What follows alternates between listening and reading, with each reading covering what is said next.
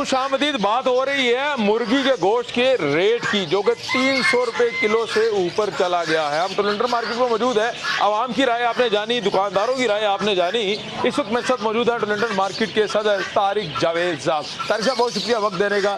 Sir, कैसी तबीयत है आपकी? सेहत ठीक है आपकी? सर, मुझे ये थोड़ा गाइड कर दें कि क्या वजह है कि मुर्गी का रेट आम आदमी की पहुँच से दूर हो गया, 300 रुपये किलो तक जा चुका है? जहाँ तक पहुँच से दूर होने की बात है, वो तो हर चीज़ ही पहुँच से दूर हो चुकी है। ठीक है। अगर हम मुर्गी के रेट का मुवाजना करें मटन से, बीफ से, तो आपको पता ही है कि बहुत ज़्यादा डिफरेंस है। हम जब भी मुर्गी के रेट की बात करते हैं तो हम इसको पिछले 10 साल से मुर्गी के रेट से ही कंपेयर करना शुरू कर देते हैं, जबकि ऐसा नहीं होना चाहिए। मैं मानता हूँ कि मुर्गी का गोश्त 300 रुपये से ऊपर चला गया इस वक्त, और उसमें एक पहली बात तो ये है कि ये 2-3 दिन तक 300 से नीचे आ जाएगा। ठीक है। इसमें कमी होना शुरू हो गई है, लेकिन 2-3 दिन तक ये और मज़ीद नीचे आ जाएगा।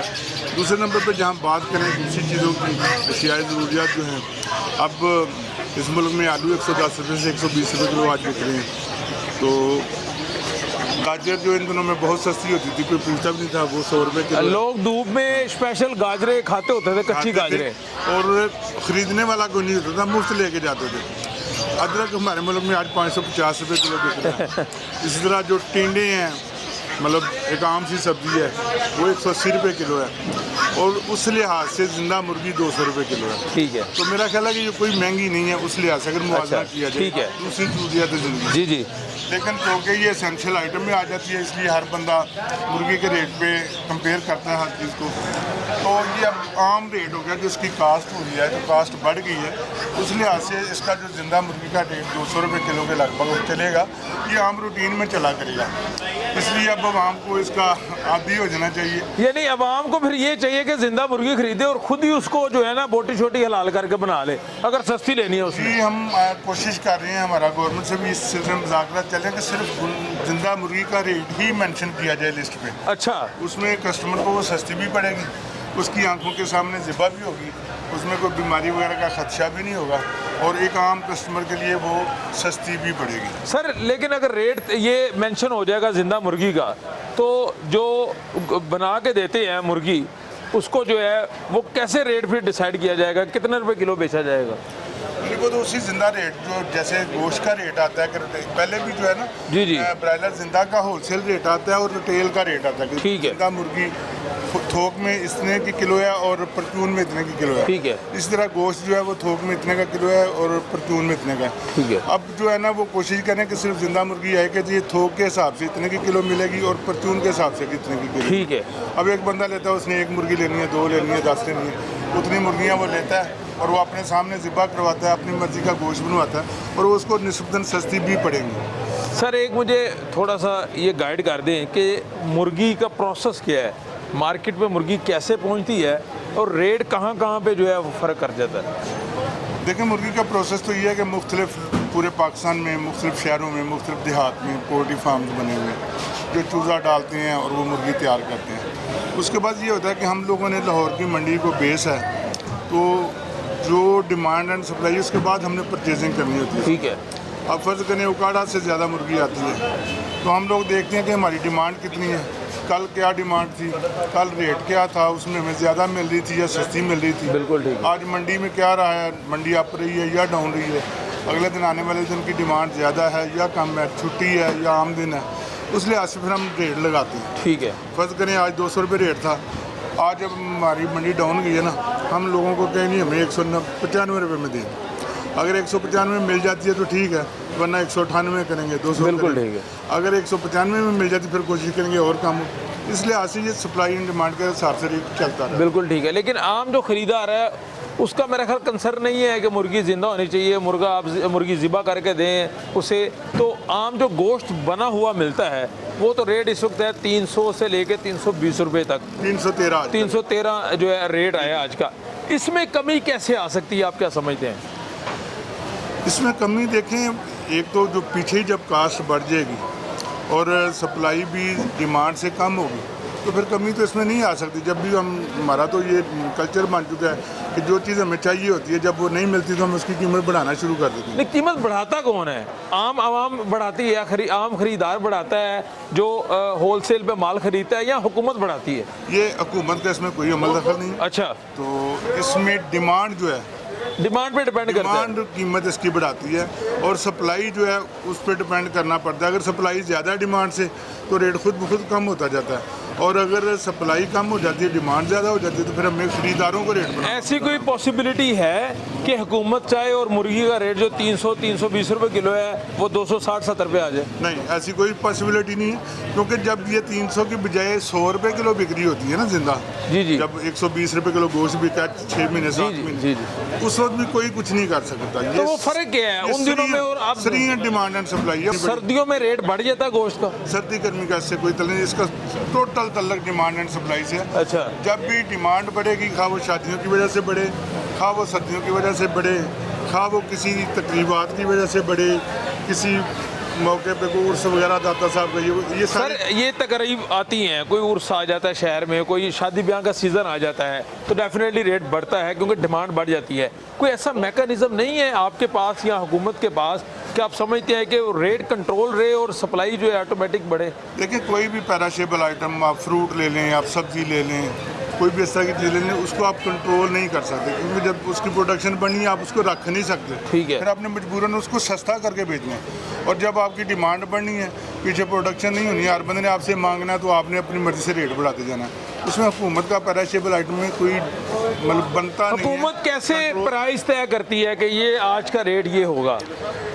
इसमें जो प्राइस तय होती है इसमें हमारी जो ट्रेडर्स एसोसिएशन है, जी जी, हम परचेज़र हैं और आगे सप्लायर्स हैं। ठीक है, एक कीमत हम तय करते हैं, एक फार्मर जो है वो अपनी तय करते हैं, जी मैंने इस रेट पे बेचनी है। बिल्कुल ठीक है। एक हम तय करते हैं, जी हमने इस रेट पे खरीदनी है और आगे देनी है। ठीक है। वो दोनों म्यूचुअल अंडरस्टैंड के साथ जहाँ पे वो एक हो जाती है ना, वो रेट हम लोग गवर्नमेंट को देते हैं। आप गवर्नमेंट को सजेस्ट कर देते हैं कि भाई ये रेट आज होगा? का ये मिनिमम रेट बिल्कुल ठीक है, वो उसको मुश्तहर करती है। ठीक है। गवर्नमेंट का खुद इसमें अमल दखल कोई नहीं, ना ही कोई कंट्रोल है, ना ही हो सकता तो है। ये जो लोग कहते हैं जी महंगाई की जिम्मेदारी इमरान खान है और पंजाब गवर्नमेंट जिम्मेदार है, ऐसे क्यों कहा जाता है? हमजा शहबाज पे भी बड़ा कहा गया कि वो शायद पोल्ट्री फार्म है और इसलिए मुर्गी महंगी हो गई।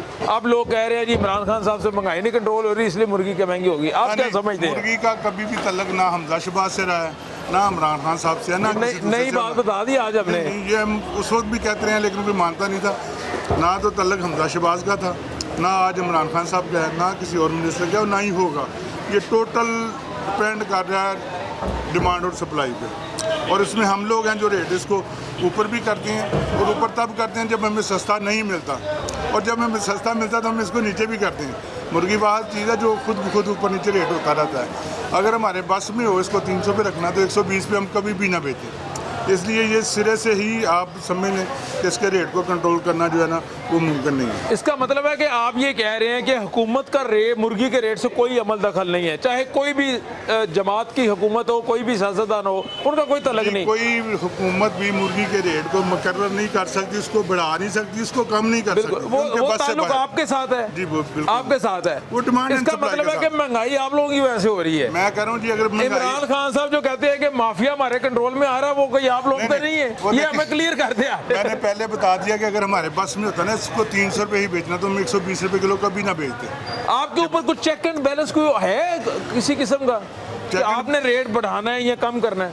मैंने पहले बताया कि हम रेट बढ़ाते तब है जब हमें सस्ता नहीं मिलता, जब हमें मिल जाता तो हम उसको सस्ता करना सर, शुरू ये कर कौन फैसला करेगा कि आपको रेट सस्ता मिल रहा है या महंगा मिल रहा है? ये फैसला कौन करेगा? कोई ऐसी बॉडी है? देखिए, उसमें बॉडी है ना, उसमें लाहौर पोल्ट्री ट्रेडर्स एसोसिएशन की एक गवर्निंग बॉडी है, एक मार्केट कमेटी की बॉडी है, एक ब्रायलर फार्मर एसोसिएशन की बॉडी है। अच्छा, ये सारे बॉडी के जो मेंबर हैं ये सारे मुर्गी के होलसेलर हैं? अब देखिए, उसमें होलसेलर भी हैं और परचेजर भी हैं और दुकानदार भी हैं। यानी वो सारे लोग हैं जिनका मुर्गी के बिजनेस के साथ ताल्लुक है। बिल्कुल वही लोग। उसमें हुकूमती कोई नहीं, अमल दखल नहीं है। मार्केट कमेटी है जो सजेस्ट फिर करती है कि हम लोगों का कभी हमें इख्तिलाफ। मार्केट कमेटी के जो है वो इंतजामिया के लोग होते हैं, सरकारी बंदे होते हैं, उनसे निगोशिएशन होती है आपकी?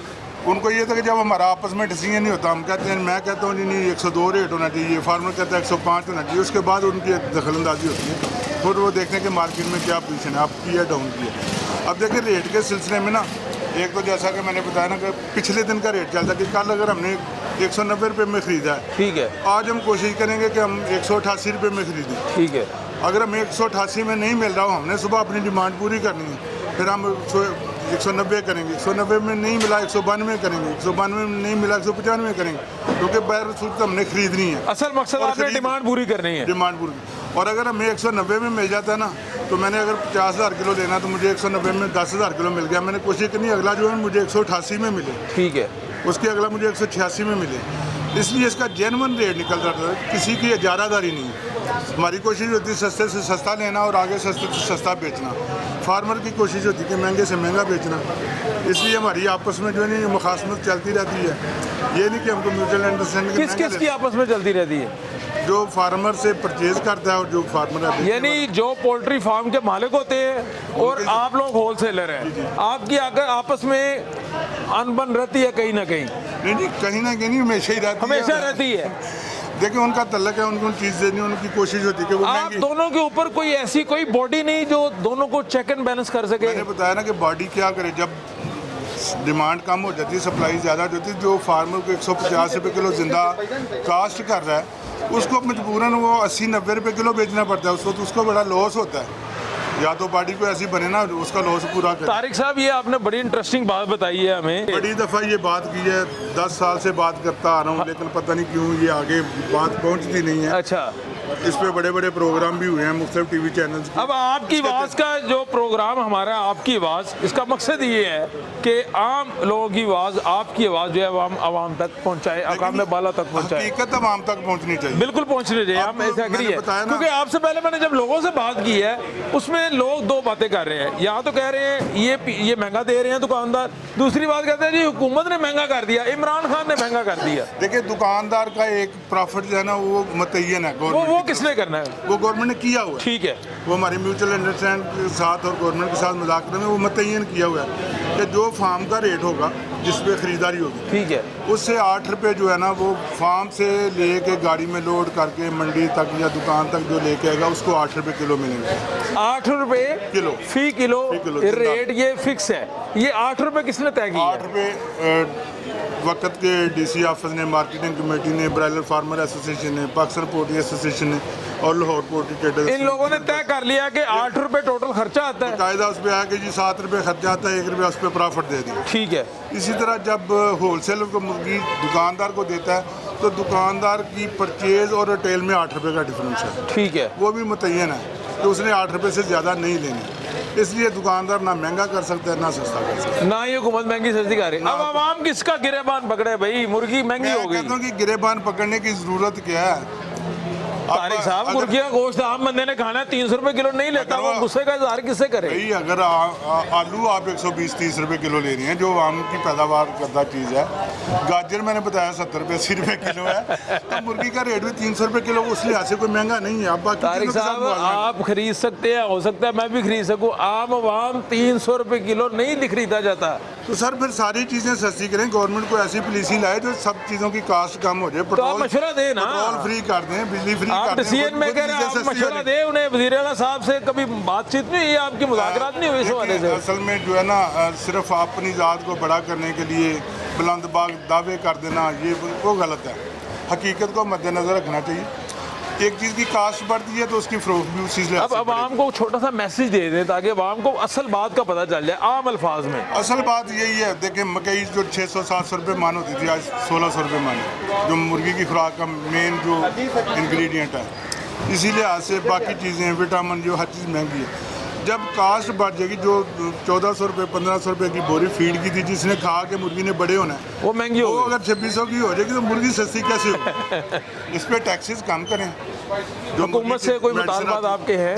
अगर हुकूमत मुर्गी को सस्ता करना चाहती है तो इस पर टैक्सेस कम करें, इनको डिबेट दें, फिर ये सस्ती भी हो जाएगी। अगर 300 रुपये किलो या 320 रुपये किलो बिक रही है आज मुर्गी, तो टैक्सेस कम करके ये कितने रुपए किलो आवाम तक पहुंच जाएगी? ये वही 250 240। यानी 200 यानी 50-60 रुपए का फर्क आ जाएगा। बिल्कुल अगर आ हुकूमत यानी हुकूमत के एंड से ये कंट्रीब्यूशन हो सकती है। आज के लिहाज से ये है कि अगर मेरा जो ज़ाती ख्याल है 2-3-4 दिन में ये 270-80 280 चले अल्लाह करे जी, अल्लाह करे आ जाए। वज़ीर आला साहब को मैसेज देना चाहिए। बगैर वज़ीर आला के किसी एक्शन लिए, बगैर वज़ीर आज़म के किसी एक्शन लिए। वज़ीर आज़म साहब ने बड़े नोटिस लिए हैं, आपको पता है। नोटिस लेंगे तो ये 400 रुपये किलो हो जाएगी। अल्लाह करे तो इसका नोटिस ना लेंगे। नोटिस ना रहे।